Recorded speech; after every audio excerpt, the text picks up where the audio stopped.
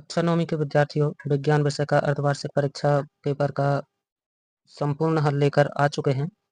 तो इस वीडियो में आप लोगों को प्रत्येक प्रश्न का आंसर बताया जाएगा, तो आप लोग वीडियो को पूरा देखें और वीडियो को लाइक, चैनल को सब्सक्राइब कर लीजिए और अपने दोस्तों को भी शेयर कर दीजिए। तो आप लोग अपने-अपने प्रश्नों को मिला लें कि हमने किस प्रश्न का क्या आंसर दिया है और हमारे कितने अंक बन रहे हैं। तो सभी लोग जिस किसके कितने अंक बनते हैं, अपने-अपने अंक कमेंट बॉक्स में ज़रूर शेयर करें। किसे कितने अंक मिल सकते हैं। तो कक्षा 9वीं अर्धवार्षिक परीक्षा 2025-26 विषय विज्ञान, और इसमें टोटल 23 क्वेश्चन आए थे और समय 3 घंटे का था और जो पूर्णांक थे वह 75 अंक का पूरा पेपर था। तो मेरे प्रिय विद्यार्थियों, देखते हैं आज के पेपर में कि किसे कितने अंक मिल सकते हैं। तो आप सभी लोग अपने-अपने पेपर के आंसरों को मिला लें कि किसे कितने अंक प्राप्त हो सकते हैं। तो देखते हैं, प्रश्न पहला, सही विकल्प चुनकर लिखिए। तो इसमें ठोस का सीधे गैस में बदलना संघनन कहलाता है, ऊर्ध्वपातन, वाष्पीकरण और गलन। तो मेरे प्रिय विद्यार्थियों, इसका राइट आंसर होगा ऊर्ध्वपातन। दूसरा है, विलयन का वह घटक जो अधिक मात्रा में उपस्थित होता है। विलय कहलाता है, विलायक कहलाता है, निलंबन कहलाता है, कोलाइड कहलाता है। तो जिसकी मात्रा अधिक होती है उसे विलायक कहते हैं। तो ये इसका राइट आंसर हो जाएगा। तीसरा है, ओजोन का परमाणुत्व है। तो ओजोन के परमाणु में 1, 2, 3, 4। तो ओजोन जो होता है वो 3, तो इसमें ऑक्सीजन के 3 परमाणु होते हैं। तो ओजोन का परमाणुत्व का राइट आंसर 3 हो जाएगा, ऑप्शन सी। चौथा है, परमाणु का धनावेश भाग होता है इलेक्ट्रॉन, प्रोटॉन, न्यूट्रॉन और नाभिक। तो परमाणु का धनावेश भाग जो होता है वह प्रोटॉन कहलाता है। तो ये इसका राइट आंसर हो जाएगा। पांचवा है, निम्न में से कौन सा कोशिकांग कोशिका का विद्युत ग्रह कहलाता है। तो राइबोसोम, नाभिक, माइटोकॉन्ड्रिया, गोल्गी उपकरण। तो माइटोकॉन्ड्रिया को कोशिका का विद्युत ग्रह कहते हैं। तो ये इसका राइट आंसर हो जाएगा। छठवां है, निम्नलिखित में से कौन सा एक सरल स्थायी ऊतक है। तो पैरेन्काइमा, फ्लोएम, जाइलम और कैम्बियम। तो फ्लोएम और जाइलम जो है ये जटिल स्थायी ऊतक है। तो जो पैरेन्काइमा है ये सरल स्थायी ऊतक है। तो ये इसका राइट आंसर हो जाएगा। देखते हैं अगला प्रश्न। दूसरा है, रिक्त स्थान को पूरा कीजिए। तो इसमें पहला, वह तापमान जिस पर द्रव वाष्प में बदलता है क्वथनांक कहलाता है। तो यहाँ पर आ जाएगा क्वथनांक। दूसरा है, मिश्रण के घटकों को वाष्पीकरण एवं संघनन द्वारा अलग करने की प्रक्रिया को क्या खाली स्थान कहा जाता है। तो यहाँ पर आ जाएगा आसवन, इसका राइट आंसर हो जाएगा। तीसरा है, किसी भी पदार्थ के एक मोल में, तो एक मोल में 6.023 गुणित 10 की पावर 23 खाली स्थान कण होते हैं। तो इसमें ये राइट आंसर हो जाएगा। चौथा प्रश्न, दूसरा रिक्त स्थान को पूरा कीजिए। तो वह तापमान जिस पर द्रव वाष्प में बदलता है खाली स्थान कहलाता है। तो यहाँ पर क्वथनांक आ जाएगा।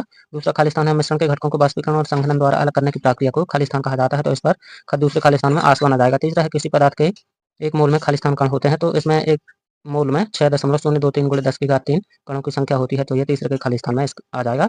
चौथा है, किसी तत्व का सबसे छोटा कण जो रासायनिक अभिक्रिया में भाग लेता है। तो ये परमाणु कहलाता है। तो चौथे के खाली स्थान में परमाणु आ जाएगा।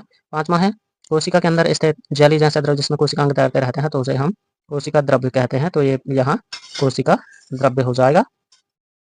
छठवां है, पौधों की वृद्धि केवल कुछ क्षेत्रों में होती है जिन्हें विभाज्योतक कहा जाता है। विभाज्योतक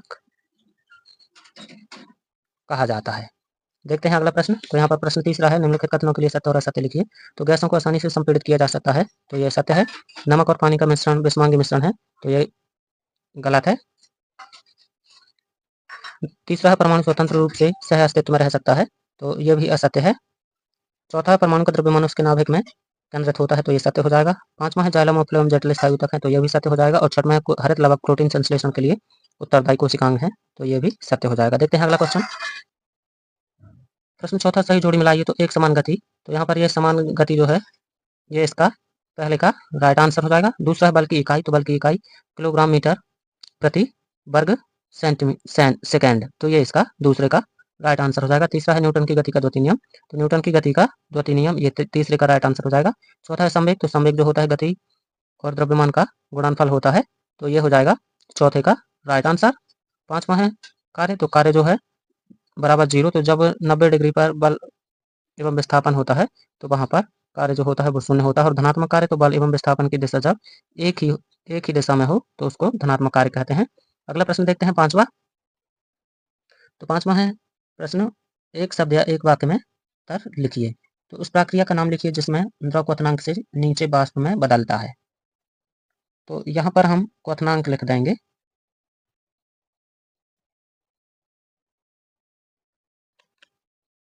दूसरा है 2 अमिश्रणीय द्रव्यों को अलग करने की विधि का नाम लिखिए। तो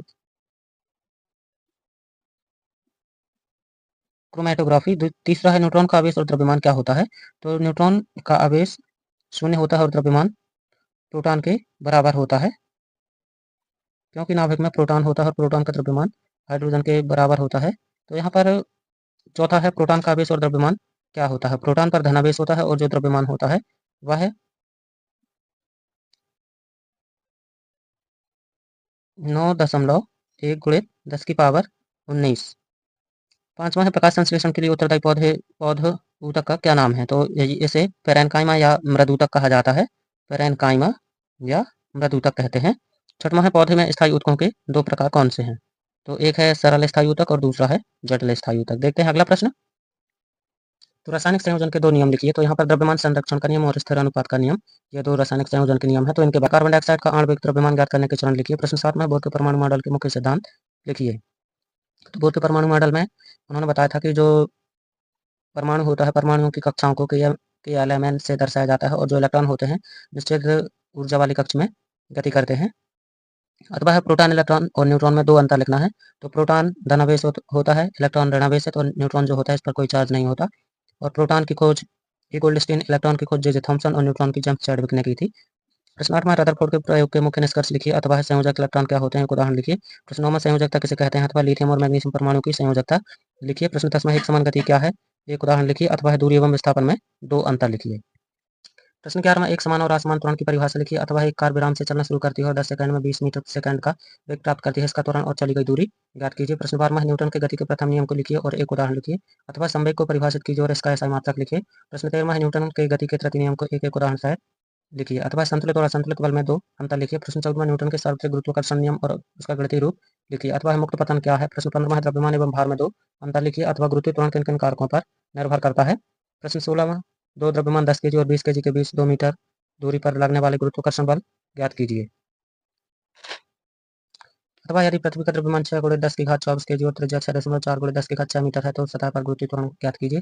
प्रश्न 7वां है ऊर्जा संरक्षण का नियम लिखिए। अथवा कार्य और ऊर्जा में क्या संबंध है?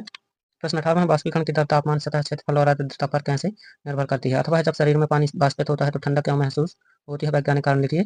प्रश्न 19वां विभाज्यतक और स्थायी ऊतकों में 3 अंतर लिखिए। अथवा जाइलम और फ्लोएम के 2 कार्य लिखिए।